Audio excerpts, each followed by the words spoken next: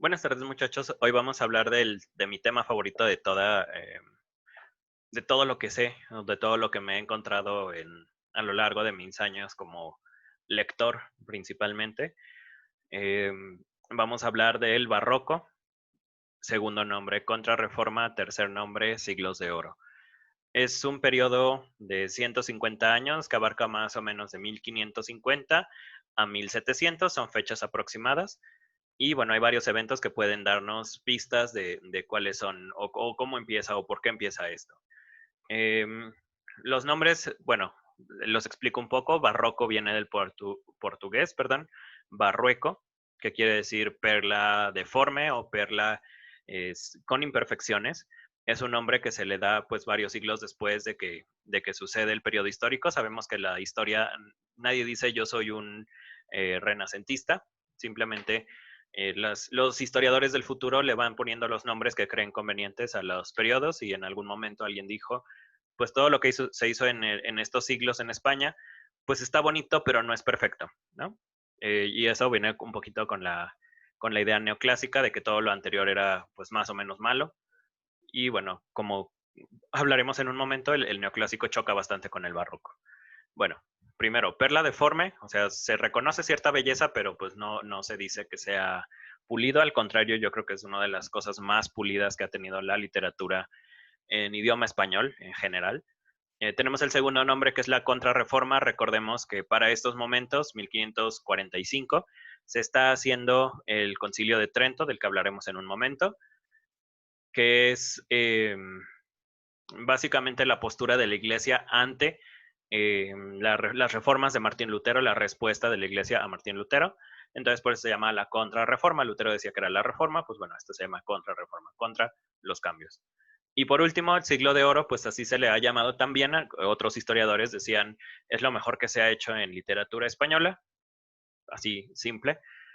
Y bueno, yo estoy un tanto de acuerdo con ellos. No creo que sea lo mejor o que ya no tengamos capacidad de superarlos, pero sí están en estándares muy altos. Entonces, y ahorita vamos a hablar también un poco de por qué. Entonces, vamos a empezar. ¿Qué es lo que está pasando en España en este momento? Ok, son varias cosas, son muchas cosas que están sucediendo al mismo tiempo. Vamos a hablar primero de eh, el Concilio de Trento, esta reunión eclesiástica en la que se decide cómo se va a impartir la fe a partir de ahora o de 1545. Recordemos que es una junta que se da en Italia, en la ciudad de Trento, y pues bueno, esta junta nos va a meter más miedo. Es una de las cosas más importantes del Concilio de Trento. La fe no es opcional, la fe la tienes que practicar por temor a Dios. Es mucho de lo que dice en el Concilio de Trento y vamos a hablarlo o vamos a verlo en el arte un poquito más adelante. Eh, bueno, eso es lo que está sucediendo en cuanto a religión. Y en España las fronteras se cierran para que no entre influencia protestante, que no entre Martín Lutero o las ideas de Lutero. Todas las cuestiones de tecnología, de avance científico, se van a quedar fuera porque España dice todo esto es peligroso para la fe. Y esto hace que España se atrase tecnológicamente y culturalmente, pues como ninguna otra nación lo va a hacer. España es especial en este caso y esto va a pues a producir muchas cosas interesantes. Recordemos que la Inquisición en España en este momento está manejando una cosa que se llama el Index Librorum Prohibitorum, el índice o la lista de libros prohibidos. Y bueno, eso tiene mucho que ver con un tanto el cierre cultural del que hablaba hace un momento. Luego tenemos la Casa de Asturias, que es este grupo de reyes y monarcas que dominan a España en esta época. El primero de ellos es Carlos I y la persona que hereda el reino es Felipe II y es al que le toca el reino más desestabilizado. De hecho, estudios más recientes han demostrado que Felipe II era un administrador extraordinario, pero todas las reformas que intentó implementar eh, pues fracasaron porque el mundo no estaba listo para cambios económicos tan grandes y además mucho del dinero que llegaba de América, pues bueno, por inflación o por otras cosas, por guerras también, se iba a otros lados. De hecho, voy a conectarlo ya que estoy hablando de eso.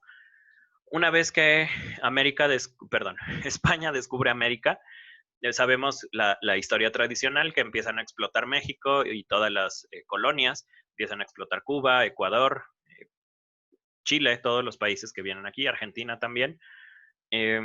Y todas estas naves llenas de oro empiezan a llegar a España, hacen que se haga una cosa gigantesca. Esto hace que España pueda pagar ejércitos mucho más grandes que cualquier otra nación en la Tierra, incluso mayores que los de Inglaterra para ese momento. Pero, bueno, al principio no se explican de dónde viene todo este dinero y son los franceses los que descubren que están entrando carabelas o caravanas más bien de barcos llenos de oro y de plata. Y bueno, la noticia se corre y son los ingleses los primeros que dicen, pues vamos a saquearlos. Aquí tenemos a la reina Isabel I, que fue una de las reinas de hecho, la reina que permitió a los criminales y a la gente sin oficio o sin mucho beneficio para la sociedad que se embarcaran en barcos ingleses especiales para asaltar las carabelas españolas que traían el oro. Esto es el inicio de la piratería áurea o la piratería de los siglos de oro. Esta piratería obviamente afecta muchísimo a España. Los barcos españoles tienen que desviarse o tienen que buscar otras rutas para que los ingleses no los ataquen. Y bueno, el chiste es que todos los barcos, todos los galeones españoles que tenían oro, pues empiezan a ser perseguidos por los piratas y hay muchos problemas para regresar o ingresar el oro a España. Y bueno, algunos dicen que es la maldición del oro azteca porque justamente todo este exceso de oro de un día para otro hizo que España tuviera recursos como nadie en el planeta, pero empiezan a gastar y no miden la cantidad de lo que están gastando. Llega un momento en que gastan más de lo que pueden recibir y es cuando, bueno, Carlos I tiene muchos problemas para la economía, muere, Felipe II lo reemplaza, lo sucede, mejor dicho, pero Felipe II pues ya no puede controlar este desastre y se empieza a reventar la economía española. Llega un periodo en el que Felipe II intenta detener la caída de España y empieza a cobrar impuestos salvajes a la gente. Es un periodo que se llama el millón o la millonada y es justamente junta 8 millones no recuerdo la moneda, me parece que son coronas, para intentar pagar la deuda, pero aún así no lo logra. Esto sumerge a España en una crisis económica gigantesca que además está alimentada por un segundo factor o un último factor, que es la construcción de la Grande y Felicísima Armada, que es un grupo de muchos barcos, parece por ahí decían. Los administradores españoles conocían el nombre y rango y todo de cada uno de estos capitanes y personas que iban al mar. Entonces, se sabe que eran altamente organizados, pero bueno, hay muchos problemas en el mar. La Grande y Felicísima Armada tenía el objetivo de capturar Inglaterra o de frenar completamente la guerra entre España y Inglaterra. Teníamos 3 frentes en España en este momento, están peleados con los franceses, los holandeses y los ingleses. Y dicen, bueno, los ingleses son los más peligrosos porque además nos están echando piratas, entonces vamos a intentar detener Inglaterra. Acá está Francia, aquí está España, aquí abajo. Y entonces la idea de la Grande y Felicísima Armada era salir de aquí, dar la vuelta y atacar Inglaterra por aquí. El problema es que es una cosa que yo no recordaba, ahí, bueno, lo empecé a recordar en estas últimas lecturas. En este momento, entre 1500, bueno, 1400 más bien, entre 1400 y 1700, hubo una micro era de hielo, que, bueno, entre otras cosas, hizo que en este periodo lo ataca en septiembre. En este septiembre hubiera más huracanes de lo normal y que los barcos de la Grande y Felicísima Armada fueran cayendo. Entonces llega un momento que aquí ya no van más de la mitad y además un huracán especialmente fuerte destruye el resto de los barcos. Los ingleses cuentan otra versión de la historia que le llaman la Armada Invencible, justamente como burla. Eh, Ellos dicen que un pirata que se llama Walter Raleigh, que es el de los cigarros, por si no lo identifican, este Walter Raleigh, según la versión inglesa, quema la flota española y con esta quemadura, pues destruye, es un incendio que se propaga de barco en barco, salta y se destruye todo, ¿no? Esa es la versión de los ingleses. Pero realmente tiene más que ver las condiciones climatológicas anormales de este periodo. y bueno, la Grande y Felicísima Armada se hunde, son barcos que estaban construidos con capital traído de América. Les digo, hay cierto mofa en este nombre de la maldición azteca o la maldición del oro azteca.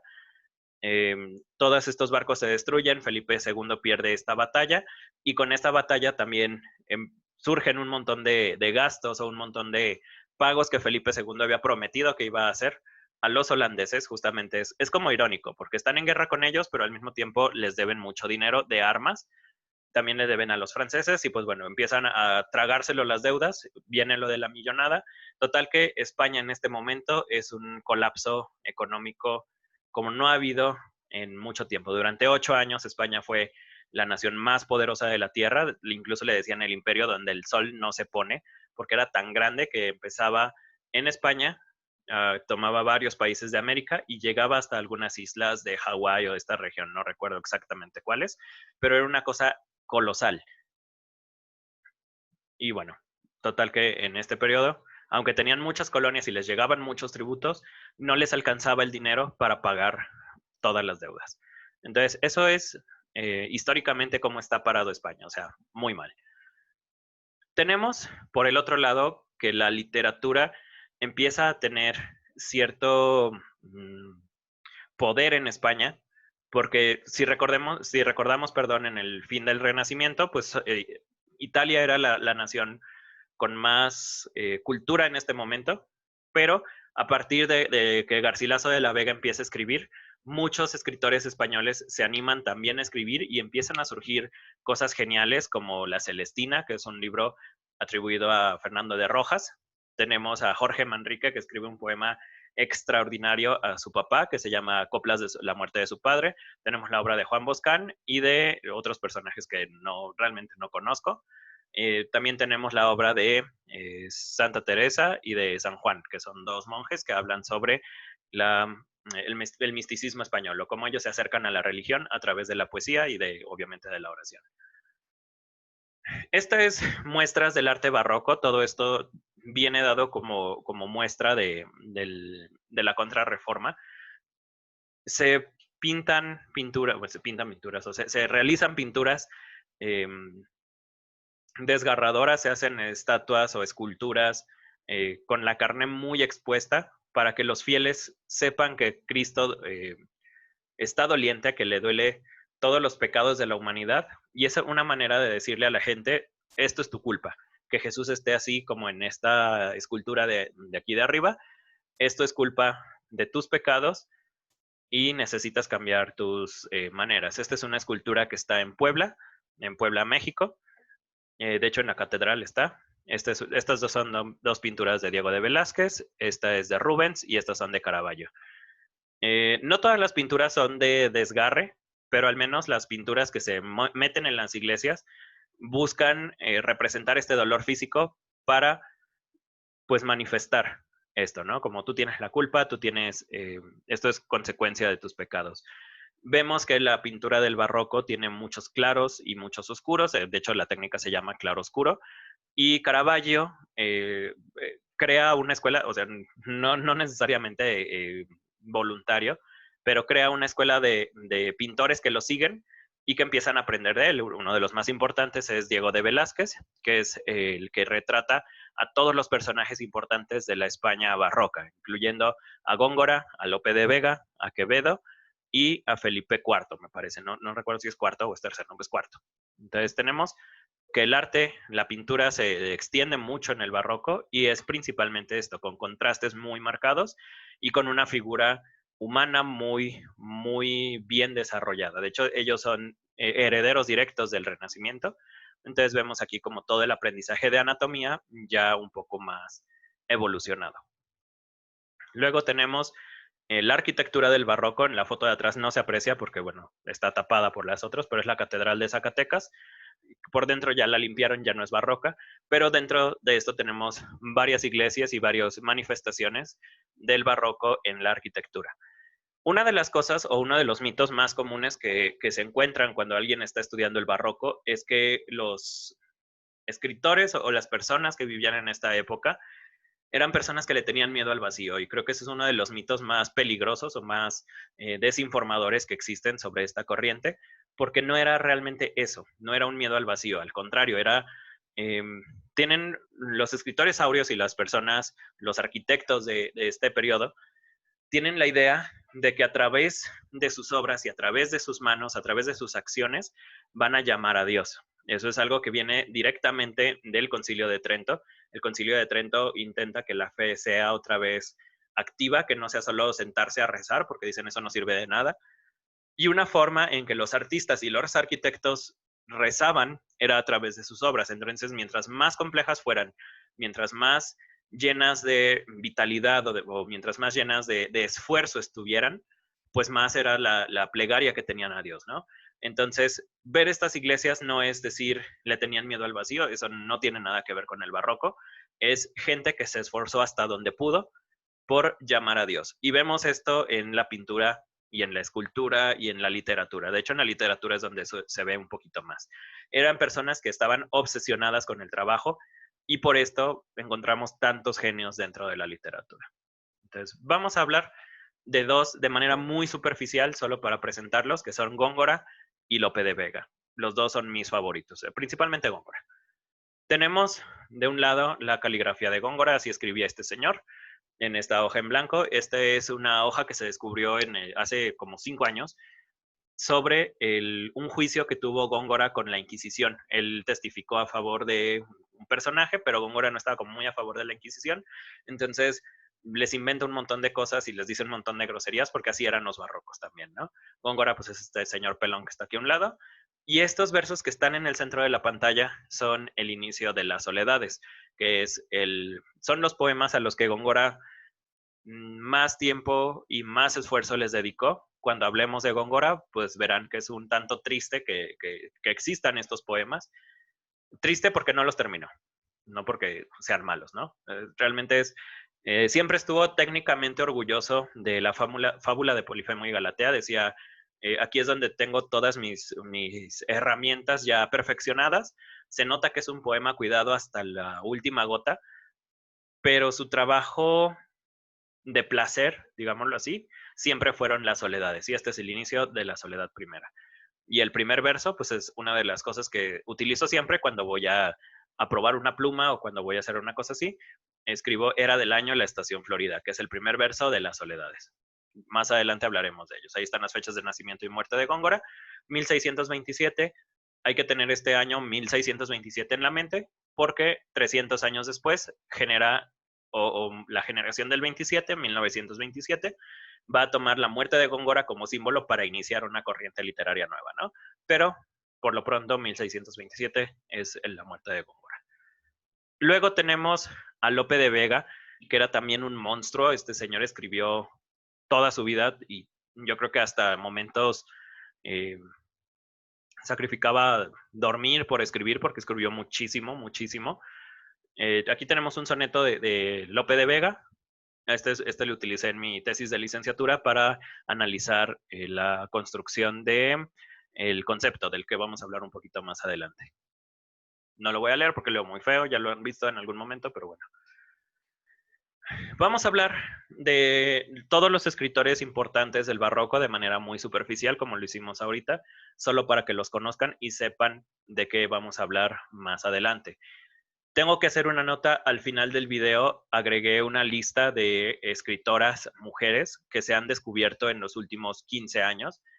Es una nota un tanto triste porque igual como en el barroco, durante los siglos de oro, la mujer estaba relegada a tareas secundarias, las mujeres que escribían solían recibir muchas burlas. Tenemos a Sor Juana como una de las muestras aquí en México, pero en España era igual o peor. Entonces, pues bueno, existe la lista de mujeres.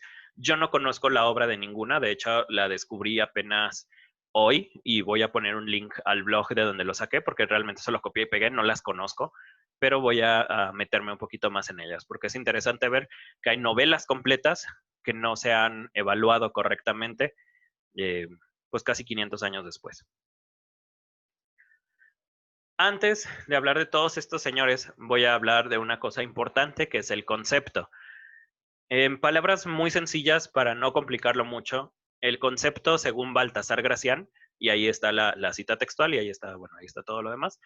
Baltasar Gracián dice que nosotros como personas con intelecto tenemos que hacer lo posible para utilizar ese intelecto y esa lógica para construir una, una idea o un puente o una estructura que permita las conexiones más difíciles, las conexiones más imposibles.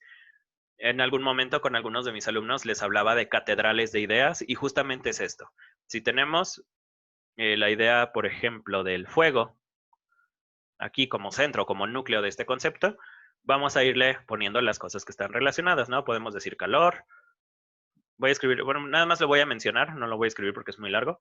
Calor, vamos a tener el brillo, vamos a tener el sol, pero también podemos relacionarlo por el color, que eso es otra cosa importante y que, bueno, los escritores áureos llevaron hasta los más grandes extremos. Tenemos el fuego es rojo, entonces podemos decir labios de fuego, pues claro, porque aquí está el color rojo, son labios muy, muy incandescentes.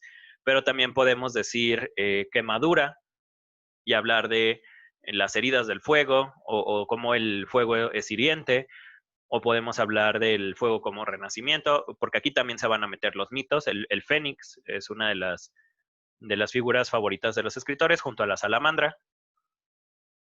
Y cuando tenemos estos animales, podemos meter otras cosas como un fuego en el aire, obviamente está relacionado con el sol, que está por acá, pero bueno, no sé, es como eso. Y se van complicando más y más y más.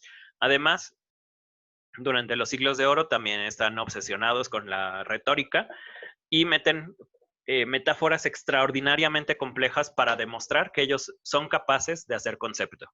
Voy a leerles textualmente lo que dice Góngora.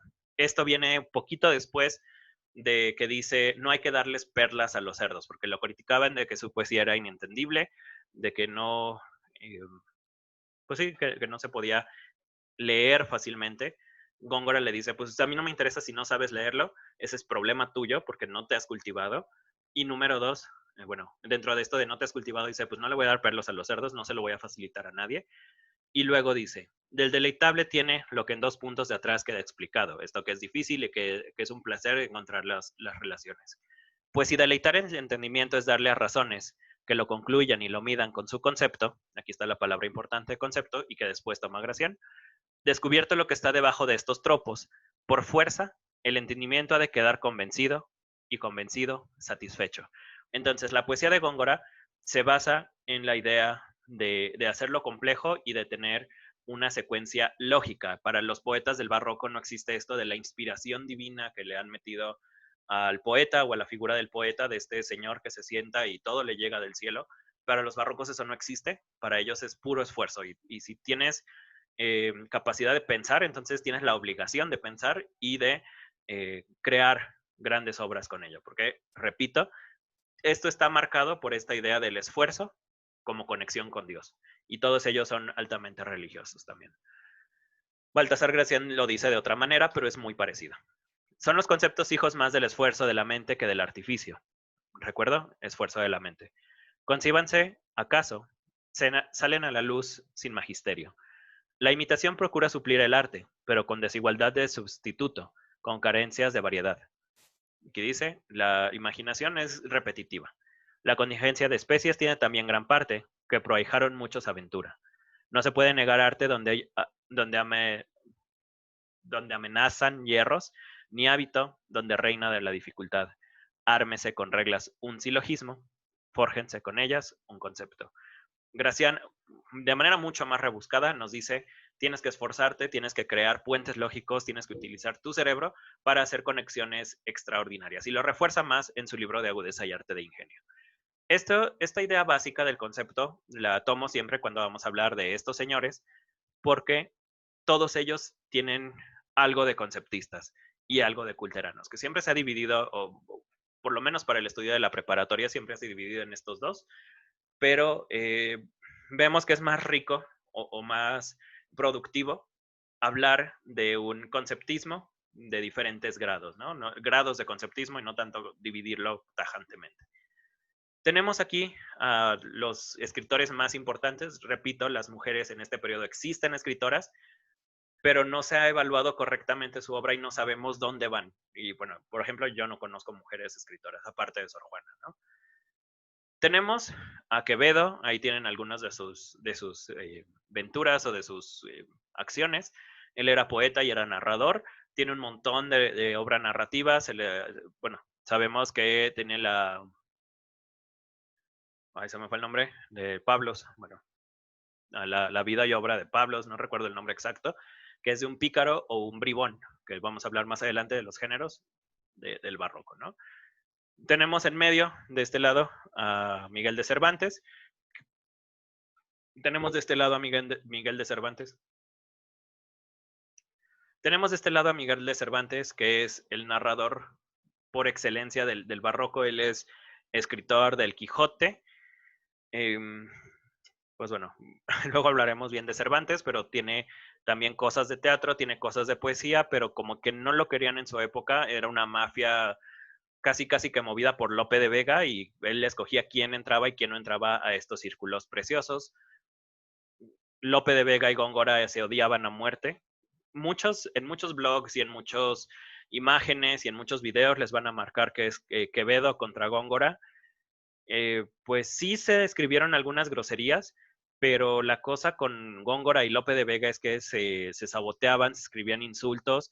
Lope de Vega se cree, estamos casi 90% seguros que Lope de Vega es quien le dice a Góngora que las soledades son una basura y Góngora le responde con lo de no te voy a dar perlas porque eres un cerdo, ¿no? Entonces, este tipo de odio es más lógico entre ellos dos porque además son contemporáneos, son personas que se vieron crecer juntas y que todo el tiempo se estuvieron echando basura el uno al otro. Quevedo y Góngora sí llegaron a insultarse, pero sabemos que Quevedo era muy amigo de Lope de Vega y quizás por su influencia también haya echado algo contra Góngora. Lope de Vega era un desgraciado, pero además tenía mucha influencia. Y Góngora pues era más retraído y estaba más en los asuntos de la corte, todos ellos tienen algo con la corte de alguna manera, y pues eso. Luego tenemos a Baltasar Gracián, que es el teórico más importante de este periodo, junto a Sigüenza y Góngora, nada más que hablan de diferentes teorías. Baltasar Gracián es quien reúne toda la teoría literaria de su momento, es uno de los últimos barrocos, él muere en 1681, si mal no recuerdo. Entonces, Gracián ya tiene todo lo que se ha escrito y todo lo que se iba a escribir de esta corriente o de este momento de la literatura española, y él es el quien limpia, acomoda y decide quiénes son chidos y quiénes no han logrado trascender las letras españolas. Entonces, Baltasar Gracián tiene un trabajo muy diferente y además tiene una novela que se llama El Criticón. Pero, bueno, el Criticón es, pues, eso, una crítica de la sociedad española que le toca a él. Ya es un poquito más con tintes neoclásicos. Sin embargo, pues está toda su narrativa está influenciada por el español de su época y obviamente por Góngora. Él a Góngora lo admiraba de aquí al cielo. Y tenía también a Camoens, tenía a Quevedo, casi no lo menciona, decía pues que era más malito. A Lope de Vega sí lo llega a mencionar un par de veces, pero casi todos sus ejemplos son de Góngora. Tenemos a dos de nuestros mexicanos, son Sor Juana y Sigüenza y Góngora. Ellos también se consideran dentro de los grandes del barroco hispano o novohispano, o hispano en general, sin hacer divisiones. A Sor Juana probablemente no la veamos porque es de México, a Sigüenza y Góngora tampoco, pero resumo un poquito, Sigüenza y Góngora, a él le toca ser científico, más decir es ser científico. Eh, en su época los cometas todavía se pensaban como augurios de mala suerte y de que algo iba a pasar terrible en el mundo. Y Sigüenza y Góngora es el primero que lo ve con ojos científicos, se dice, no, son solo piedras que están alrededor de la Tierra. No te tienes que espantar porque Dios no te mandaría estas cosas. Entonces, él ya lo piensa con una mentalidad mucho más avanzada de la España eh, de la contrarreforma de esta España cerrada, él ya es más neoclásico y es como bien interesante leer las formas en que Sigüenza y Góngora demuestra que los meteoritos o que los cometas, perdón, pues son solo piedras y solo son fenómenos naturales que no tienen nada que ver con la religión Y bueno, a él se le hizo mucha burla porque decían, pues es que eres mexicano, ¿tú qué vas a saber? Hay un debate grande del que vamos a hablar probablemente después sobre el alma de los mexicanos, porque pues como gente conquistada o como esta raza que perdió la guerra, pues se decía que eran solo animales y que no tenían espíritu, y es una discusión que avanza durante 3 siglos o más. Y él es sobrino de Góngora. Entonces, ellos dos son familia, digamos, Sigüenza y Góngora era criollo, no era necesariamente mestizo, no era, pues sí, no tenía sangre azteca, digámoslo así, pero pues no se le quería mucho tampoco. Pero pues ellos dos son familia. Y bueno, Sigüenza y Góngora y Sor Juana son muy amigos, y bueno, Sor Juana con esta eh, necesidad o con esta búsqueda del intelecto y del conocimiento, también se hace muy amiga de Sigüenza y Góngora con esa misma respuesta. Su máximo poema, El primero sueño, pues es una búsqueda de la iluminación y de técnicas para el aprendizaje. Entonces es como interesante verlo. Ya después, por cuestiones religiosas y por no meterse en más problemas de su vida, Sor Juana abandona la literatura, pero dejó esta joya que es El primero sueño, ¿no? Bueno, ellos dos no los vamos a ver, pero pues que sepan que existen. Les digo, en este canon no están las mujeres porque todavía no sabemos dónde ponerlas, todavía no se ha investigado lo suficiente, y sobre todo las mujeres en el siglo de oro no existían. Entonces mucha de la obra de mujeres se perdió. Entonces, cuestiones de la literatura, en qué se dividía o qué escribían estos señores. Primero y antes que nada, poesía. La poesía era algo que estaba omnipresente en los siglos de oro. Todos escribían poesía porque era como el género que te daba eh, reconocimiento, renombre. Recordemos que tenemos a Garcilaso de la Vega como el poeta español, y todos querían ser reconocidos o llamados en la misma línea que Garcilaso de la Vega. Es decir, los representantes de España son Garcilaso de la Vega y Góngora, pues ya era algo extraordinario. Entonces todos querían esta como inmortalidad a través de la poesía, pero también se escribió muchísimo teatro de los siglos de oro ahí a morir. Los principales pues son Lope de Vega, eh, pues Cervantes se conservan algunas cosas. Eh, me faltó uno dentro del canon, me faltó este señor, el de La vida de sueño, Pedro Calderón de la Barca, se me olvidó completamente, lo voy a meter luego. Pero bueno, me faltó Pedro Calderón de la Barca. Él también escribe muchísimo teatro, pero principalmente Lope de Vega. Y narrativa, este es el género que más influencia a la literatura afuera de la España áurea. Es un género que pues incluso transforma la narrativa en general. Cervantes escribe El Quijote y sin quererlo revoluciona la novela. Vamos a hablar de eso bien cuando hablemos de Cervantes. Eh, a mí personalmente me gusta más El Criticón, pero ya una vez la doctora Lilian von der Walde me comentó, pues, es que Gracián no tiene el mismo impacto y no tiene el mismo alcance que Cervantes, no tiene tantas transformaciones, no tiene tantas innovaciones como Cervantes, y bueno, ese es el argumento principal, ¿no? ¿Cómo vemos a los escritores del siglo de oro? Todos ellos estaban obsesionados con escribir. Eso está como muy chido porque todo el tiempo había competencia horrible, era una competencia de egos como no ha habido, pues quizás hasta ahora. Y esta competencia de egos hace que todos se esfuercen por escribir más y mejor. Casi todos escribieron sonetos, que es la forma predilecta de los siglos de oro. Esto es por influencia de Garcilaso de la Vega, y al mismo tiempo porque en Italia el soneto era como la muestra de que sabías escribir, y los españoles copian esta idea. Si sabes escribir un soneto italiano, pues entonces sabes escribir cualquier cosa, porque además es bien difícil escribir un soneto. Y bueno, llegamos ya casi a la parte final de la decadencia del barroco.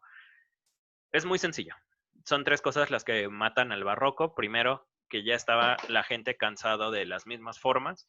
Durante 150 años se escribió de la misma manera, y lo peor es que durante los últimos 80 había puras copias de Góngora, de Cervantes y de Quevedo. Baltasar Gracián es uno de los primeros que dice, pues ya está como aburrido en esto, la poesía no ha evolucionado en 100 años, y bueno, es eso, cansancio de formas. Número 2, la muerte de los autores. El primero que nace es Góngora en 1561 y Sor Juana muere en 1695. Son 150 años, un poquito menos. Y durante todo este tiempo se escribió de la misma manera. Como decía, Cansancio de Formas, había un montón de copias de Góngora, les decían los, eh, los culteranos. Quevedo les decía los culteranos y se burlaba mucho de ellos porque decía, es bien fácil hacer un soneto culterano. Busca palabras raras, mételas, medio téjelas y ya está, ¿no? Aunque no diga nada, no te entienden y ahí está. Eh, Muerte de los autores. Y por último, algo que era inevitable, pues que España termina abriendo sus fronteras al nuevo conocimiento, una vez que empieza a perder eh, empuje la Inquisición o que la contrarreforma pues empieza a estar como más relajada en muchas cosas, pues empiezan a entrar ideas de otras partes del mundo y esto trae el neoclásico, que es un choque bien fuerte de España con su tradición. Y bueno, también mejoran las condiciones económicas, la gente ya no tiene que estar mendigando para sobrevivir. Y bueno, una cosa importante es que los autores vendían sus obras por lote, vendían bloques completos sobre todo de obras teatrales, se les pagan muy barato, no les daban regalías, pero pues era la manera en que ellos podían utilizar su arte para sobrevivir, ni siquiera vivir, solo sobrevivir durante los siglos de oro. Esta es la lista de mujeres escritoras del barroco que se han reconocido o que hemos descubierto en estos últimos 20, 30 años. No es una lista completa, probablemente jamás sepamos todas las mujeres que escribieron en el barroco, pero aquí está, ¿no? Las voy a mencionar una por una. Sé que saben leer, eso saben que no me gusta leer de la pantalla, pero en esta ocasión creo que por algo de respeto, ¿no? Tenemos a María de Saya Sotomayor. Sé que ella escribió un par de novelas. Leonor Meneses Noroña, Ana Caro Mayén de Soto, Bernarda Ferreira de la Cerda, Mariana Carvajal y Saavedra, Ana Francisca Abarca de Bolea, Ana de Castro Egas. Eso es de un lado. Y del otro, Eugenia Bueso. De ella, ese es muy triste porque sí llegué a leer un poquito de su biografía o de su descripción. Se sabe que escribió pues bastante, que era poeta, pero todas sus obras se perdieron. Ella sí solo queda mencionada entre los compendios de escritores. Se sabe que existió una Eugenia Bueso, pero no tenemos nada de ella. Su obra se perdió completamente. Ana Agudo Vallejo, Isabel Aguilar y Saavedra, Beatriz de Aguilar, Luisa de Padilla, condesa de Aranda. De ella también sabemos que quedan muchas, de ella sí tiene como vestigios, sobre todo por su rango de condesa, ¿no? Pues es más fácil que se salve algo oficial o que se cree de alguna familia importante. Catalina Clara Ramírez de Guzmán y Leonor de la Cueva y Silva. En el próximo video del barroco vamos a hablar de los hidalgos, de Miguel de Cervantes, y creo que con eso empezaremos el barroco. Muchas gracias.